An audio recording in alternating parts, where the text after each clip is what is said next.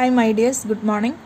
ഞാൻ ഇന്ന് പറയുന്ന ചാപ്റ്റർ കണ്ടിൻജൻറ്റ് കോൺട്രാക്റ്റ് ആണ് കേട്ടോ. കണ്ടിൻജൻറ്റ് കോൺട്രാക്റ്റ് 8th ചാപ്റ്ററാണ്. കഴിഞ്ഞ ചാപ്റ്റർ വോയിഡ് എഗ്രിമെൻറ്റ് പറഞ്ഞു കഴിഞ്ഞു, അതിലെ വേജറിങ് കോൺട്രാക്റ്റുകളെ കുറിച്ചൊക്കെ പറഞ്ഞു കഴിഞ്ഞു. ഇനി കണ്ടിൻജൻറ്റ് കോൺട്രാക്റ്റ് ശ്രദ്ധിക്കുക. എന്താണ് കണ്ടിൻജൻറ്റ് എന്ന് പറഞ്ഞാൽ നിങ്ങൾക്കറിയാലോ എന്താണ് കണ്ടിൻജൻറ്റ്, നമ്മൾ പഠിച്ചിട്ടുണ്ടല്ലേ. എന്താണ് കണ്ടിൻജൻറ്റ് എന്ന് പറയുമ്പോൾ it is the happening or non happening ആണ്. ഫ്യൂച്ചർ ഇവൻറ്റ്, ഫ്യൂച്ചറുമായി ബന്ധപ്പെട്ട് സംഭവിക്കാതിരിക്കുന്ന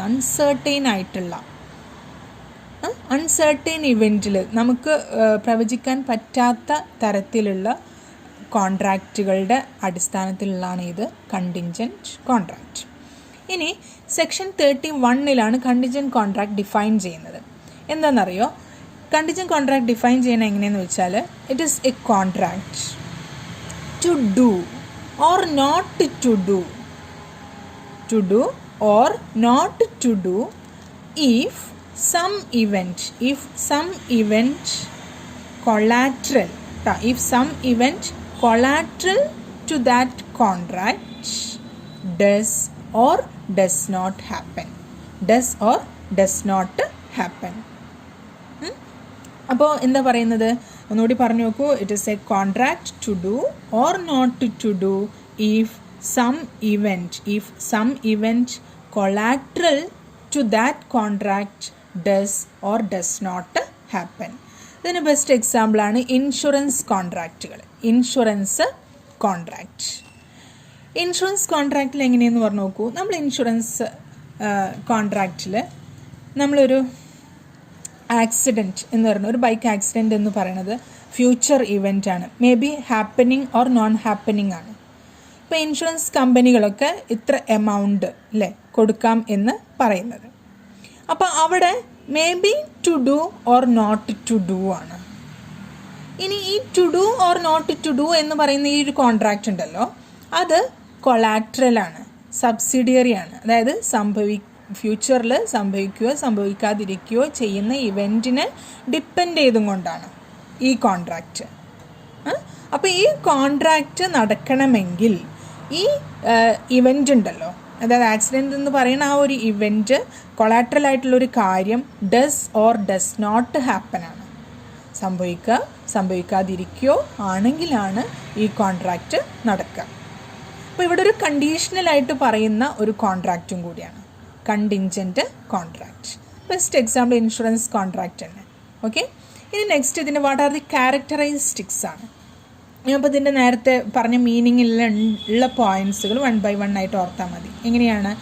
dependent on the future event ആണ്. ഫ്യൂച്ചർ ഇവൻറ്റിനെ ഡിപ്പെൻഡ് ചെയ്തിട്ടല്ലേ അല്ലേ? ആ എക്സാമ്പിളിൽ തന്നെ ഫ്യൂച്ചർ ആയിട്ടുള്ള ആ ഒരു ആക്സിഡൻറ്റ് ഫ്യൂച്ചർ ഇവൻ്റ് ആണ്. അൺസർട്ടൈൻ ആണ്, നമുക്ക് ഉറപ്പില്ലാത്തൊരു കാര്യമാണ്. കൊളാട്രലാണ്, അതായത് സബ്സിഡിയറി ആയിട്ടുള്ളൊരു ഇവൻറ്റിന് അല്ലെങ്കിൽ കൊളാട്രൽ ഇവൻറ്റിൻ്റെ അടിസ്ഥാനത്തിലാണ് എന്ത് ഈ കണ്ടിൻജൻറ്റ് കോൺട്രാക്റ്റ് എന്ന് പറയുന്നത്.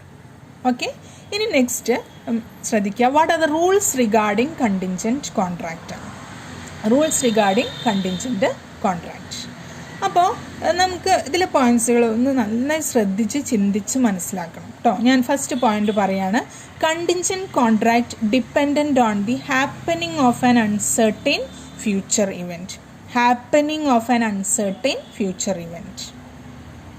അൺസർട്ടൈൻ ആയിട്ടുള്ള ഫ്യൂച്ചർ ഇവൻറ്റിൻ്റെ ഹാപ്പനിങ്ങിന് ഡിപ്പെൻഡ് ചെയ്തിട്ടാണ് ആ കണ്ടിൻജൻറ്റ് കോൺട്രാക്റ്റ് എന്ന് പറയാം.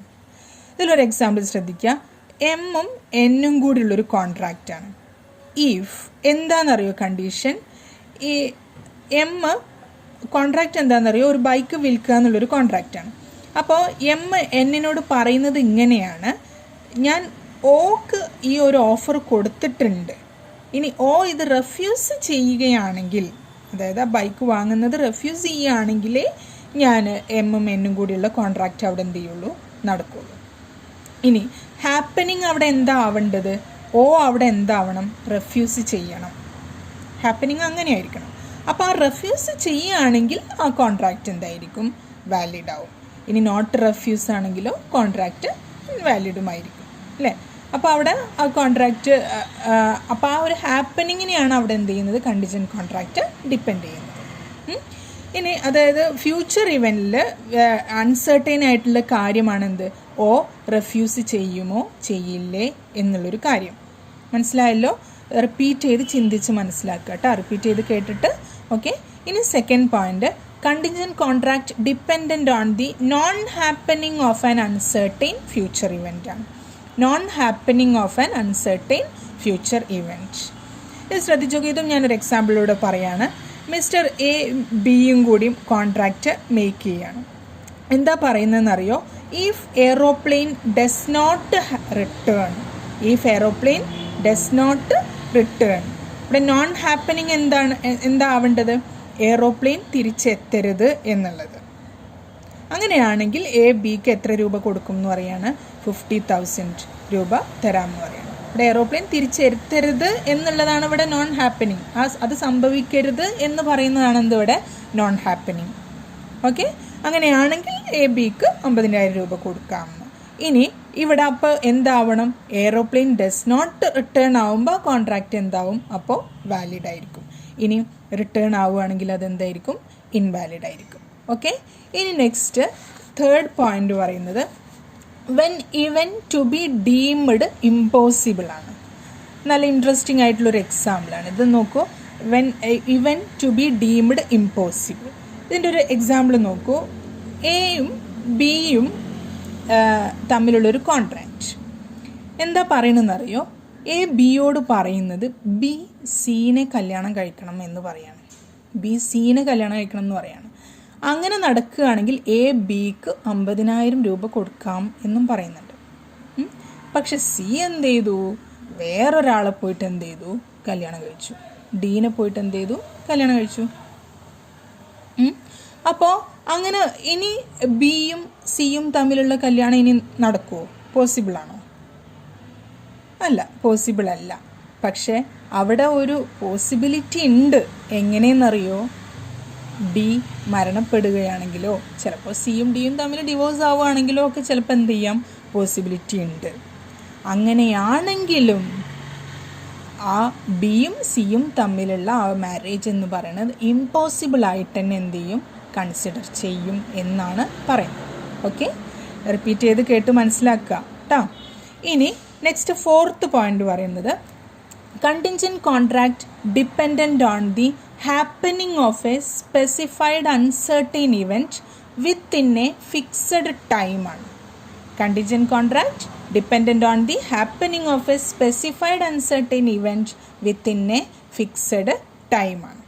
അപ്പോൾ ആ പോയിന്റിൽ തന്നെ കാര്യങ്ങളുണ്ട്. അതുകൊണ്ടാണ് ഞാൻ ഇതിൽ എക്സ്പ്ലനേഷൻ ഇല്ലാതെ എക്സാമ്പിൾ മാത്രമായിട്ട് എന്ത് ചെയ്യുന്നത്?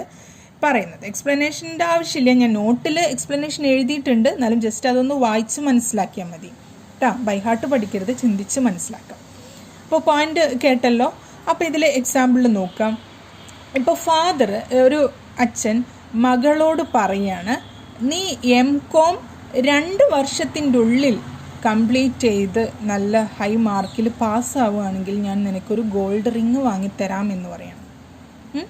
ഇവിടെ ഹാപ്പനിങ് എന്ന് പറയുന്നത് എന്തായിരിക്കണം? ആ 2 വർഷത്തിൻ്റെ ഉള്ളിൽ ആ മകൾ MCOM എന്ത് ചെയ്യണം? പാസ്സാവണം. അങ്ങനെയാണെങ്കിൽ ആ ഹാപ്പനിങ്, ആ സ്പെസിഫൈഡ് ഫിക്സഡ് ടൈമിൻ്റെ ഉള്ളിൽ ചിലപ്പോൾ എന്താവാം? അതാണ് അൺസർട്ടൻ ഇവൻ്റ് എന്ന് പറയുന്നത്. എന്തുകൊണ്ടാണ്? ആ 2 വർഷത്തിൻ്റെ ഉള്ളിൽ മേ ബി മകൾ പാസ്സാവാതിരിക്കാം അല്ലേ? അപ്പോൾ ഈ 2 വർഷത്തിൻ്റെ ഉള്ളിൽ ഇവർ പാസ്സാവണം എന്നുള്ള ആ ഒരു കാര്യം അതിൻ്റെ ഉള്ളിൽ നടക്കുകയാണെങ്കിൽ ആ കോൺട്രാക്റ്റ് ഹാപ്പൻ ചെയ്യുകയാണെങ്കിൽ ആ കോൺട്രാക്റ്റ് എന്തായിരിക്കും? വാലിഡ് ആയിരിക്കും. ഓക്കെ.